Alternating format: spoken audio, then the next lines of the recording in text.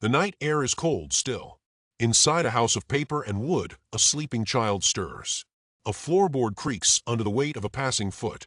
Outside, in the maze of narrow alleyways, a stray cat freezes, its head cocked towards a faint, unfamiliar drone in the sky.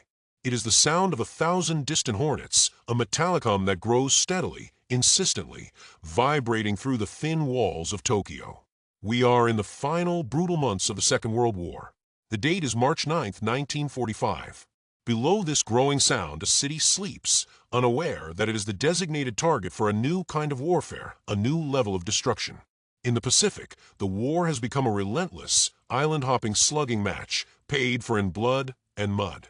American strategy has shifted, grown more desperate, more ruthless. Miles above the dark ocean, a young man's face is bathed in the eerie red and green glow of an instrument panel. He is the bombardier of AB-29 Superfortress, a silver behemoth packed not with high explosives, but with something else entirely. His gloved hand rests near a lever, his eyes fixed on the flickering dials. Around him, the fuselage groans, a living metal beast flying in formation with hundreds of others just like it, a river of aluminum and steel flowing north through the night sky. This is Operation Meetinghouse. The plan, born of frustration and grim calculus, is simple. High-altitude precision bombing has failed. The industrial heart of Japan, decentralized into countless small workshops within residential districts, remains elusive. So the B-29s have been stripped of their heavy machine guns, their armor plating thinned. Every ounce of weight saved is replaced with more fuel and more bombs. They will not fly high but low. Not in the day, but at night. And their target is not a factory. It is the city itself. Inside the long bomb bays, nestled in neat clusters, are the M69 incendiary canisters.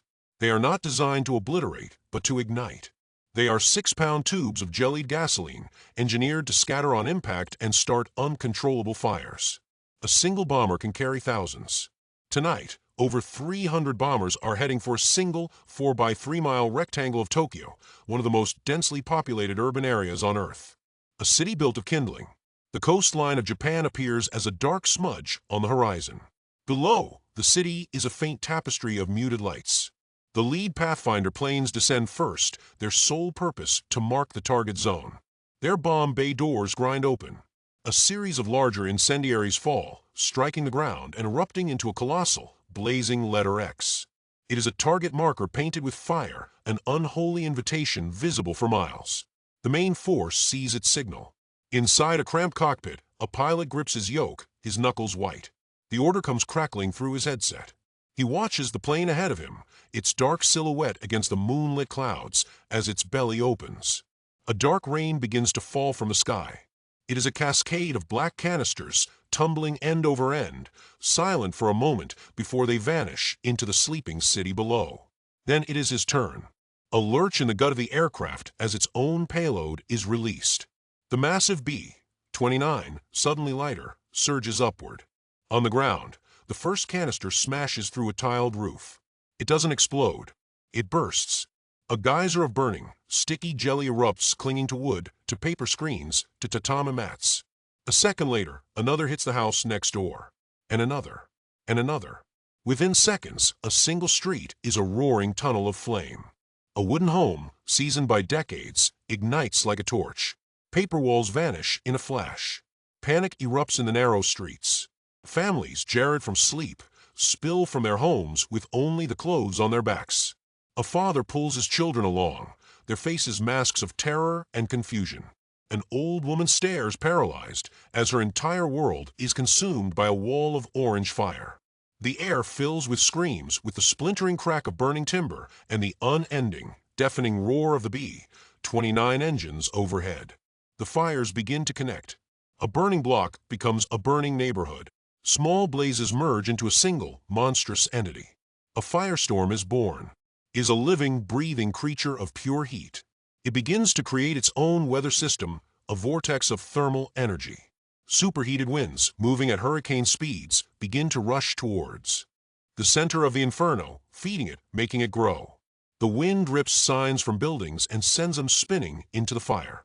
It picks up desperate, running people and hurls them into the flames. The air itself becomes a weapon. Oxygen is sucked from the surrounding atmosphere to fuel the conflagration, creating vacuums where people collapse, suffocating hundreds of yards from a nearest flame. In the sky, the American air crews are battered by the very storm they have created. Their multi-ton bombers are tossed about by the violent updrafts. The heat rising from the city is so intense it cracks the plexiglass windows of the planes. The acrid smell of burning wood, rubber, and human flesh fills their cabins, even at 5,000 feet. Below them is no longer a city. It is a liquid sea of fire, a boiling cauldron 16 square miles in size. They look back, their faces grim, at the horrifying spectacle. There is no escape on the ground. The city's canals, meant to be fire breaks, become death traps. The water boils. Those who jump in seeking refuge are cooked alive. The steel girders of the Kokotoy Bridge glow cherry red, then sag and melt into the Sumida River. The asphalt on the roads turns to bubbling tar, trapping the feet of those trying to flee. The fire moves faster than a person can run. A crowd surges towards a concrete schoolhouse, believing its walls will offer protection. They pile in, room after room, until no more can fit.